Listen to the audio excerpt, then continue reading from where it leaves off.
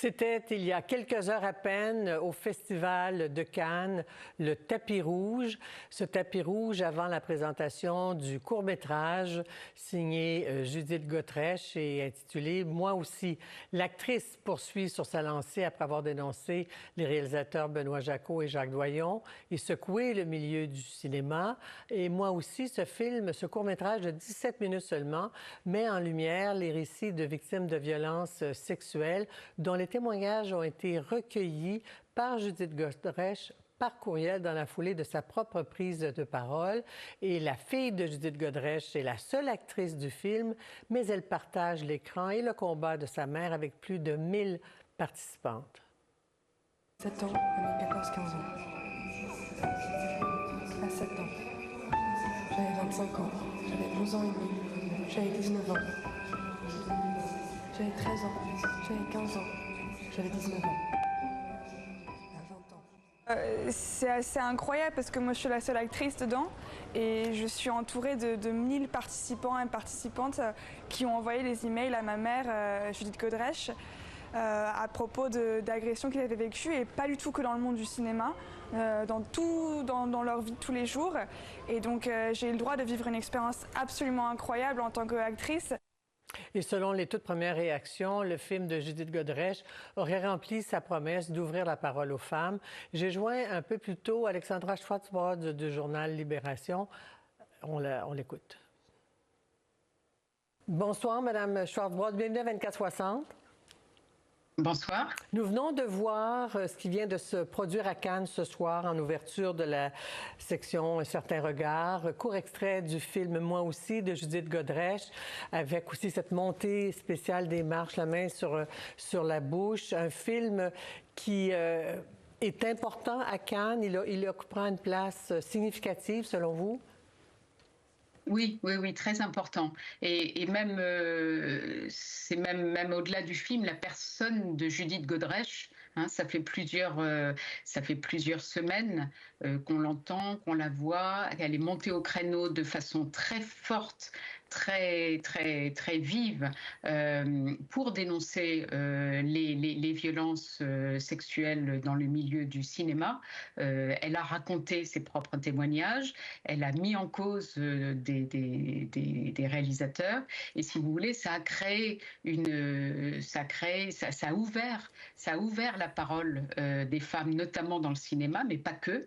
Et là, on a senti que dans ce festival de Cannes particulièrement était attendu avec beaucoup de curiosité, d'impatience. En plus, il y a eu, vous savez, vous avez entendu parler de cette rumeur d'une liste qui traînait depuis des jours en France, où certains sites un peu complotistes ont fait croire qu'il y avait une liste d'acteurs qui allaient être dénoncés au moment du Festival de Cannes. Donc, si vous voulez, ce festival de Cannes a cumulé à la fois toutes les rumeurs, mais aussi toutes les vérités. C'est-à-dire que se sont télescopés au démarrage de ce festival vraiment ces deux choses-là, rumeurs et vérité. Rumeurs sur cette fameuse liste qui est vraiment quelque chose de complotiste, hein, parce qu'il n'y a pas de liste en réalité. Il y a des journaux qui font des enquêtes en ce moment, qui mènent des enquêtes. Nous-mêmes, à Libération, on a publié la semaine dernière une enquête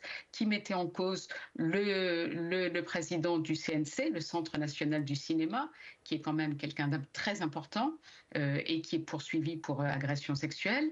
Et il y a d'autres journaux qui mènent actuellement des enquêtes, mais il n'y a pas de liste. Simplement, c'est vrai qu'il y a un climat qui est en ce moment très éruptif dans le milieu du cinéma, et on sait que le Festival de Cannes, c'est un moment clé, hein, pour le cinéma, et donc il était très attendu, et peut-être que certains étaient très inquiets de ce qui allait s'y passer.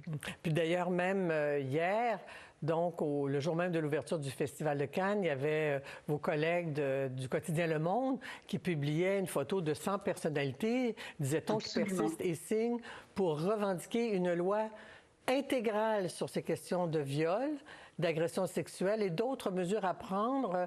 Est-ce que peut-être vous précisez ce que l'on attend du gouvernement comme mesure importante, parce qu'il y a aussi une commission d'enquête, je crois.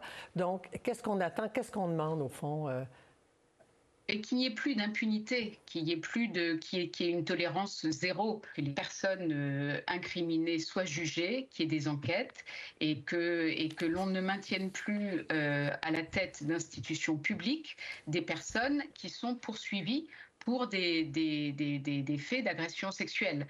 Et ça, encore une fois, je reviens au patron du CNC, voilà, c'est l'État c'est le ministère de la Culture qui le maintient à son poste, alors que beaucoup réclament sa démission.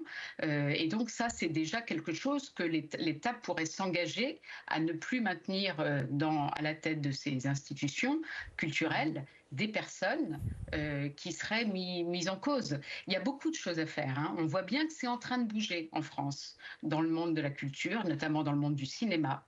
Ça a été lent, hein. Il y a eu une espèce d'omerta pendant très longtemps. Aux États-Unis, l'affaire Weinstein a fait exploser beaucoup de choses, mais en France, ça a mis beaucoup de temps. À ce que l'espèce de forteresse qui avait été construite avant qu'elle commence à se fissurer. Mais vous avez dû suivre aussi les affaires Depardieu, Gérard Depardieu, Benoît Jacquot, Jacques Doyon. Il y a beaucoup des réalisateurs qui ont été montrés du doigt par plusieurs femmes. Et qui sont pourtant, on se souvient qu'Emmanuel Macron, il n'y a pas si longtemps, hein, il y a quelques semaines, prenait la défense de Gérard Depardieu dans une interview publique. Et ça, c'est des choses qui sont plus acceptables et acceptées par beaucoup de gens, et notamment par beaucoup de femmes qui ne tolèrent plus ce genre de comportement. Et d'ailleurs, les propos d'Emmanuel Macron, on lui reprochait surtout, non seulement d'avoir pris la défense de Depardieu, mais de n'avoir aucune empathie à l'égard des victimes présumées de Gérard Depardieu. Ce qui peut étonner, vu d'ici, c'est qu'en France, encore, ces agressions, ces viols sont prescriptibles. On a beaucoup, je pense qu'il y a un très fort pourcentage de causes qui restent impunies. Pourquoi? Parce qu'elles sont prescrites. Alors, est-ce qu'il y a une ouverture de la justice en France pour abolir un crime au Canada n'est jamais prescriptible. Alors en France, ça l'est, semble-t-il.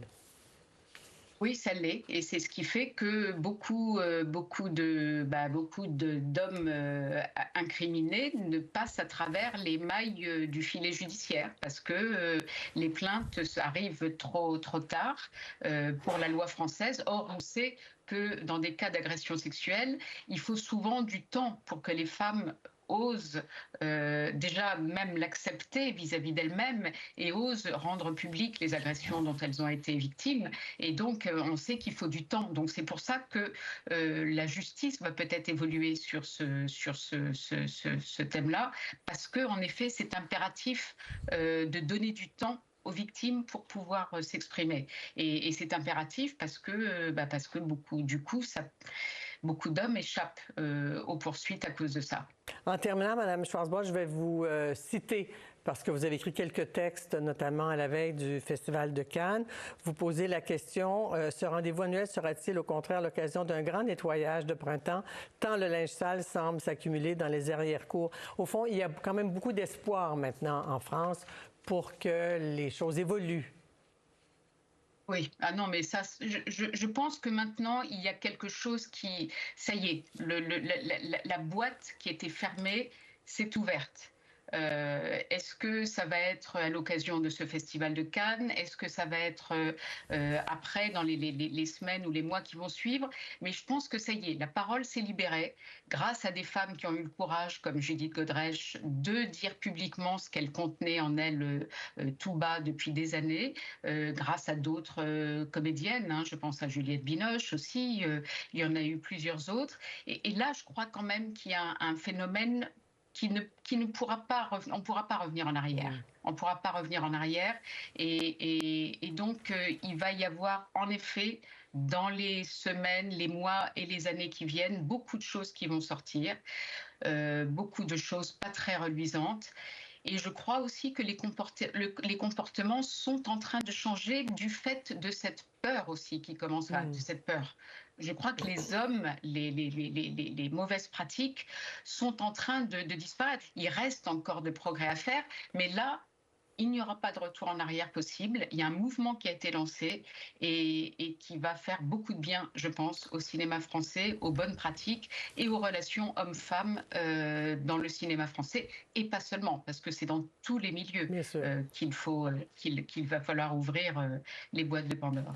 Alexandra Schwarzbaum, merci beaucoup de nous avoir parlé. Bonne soirée. Merci.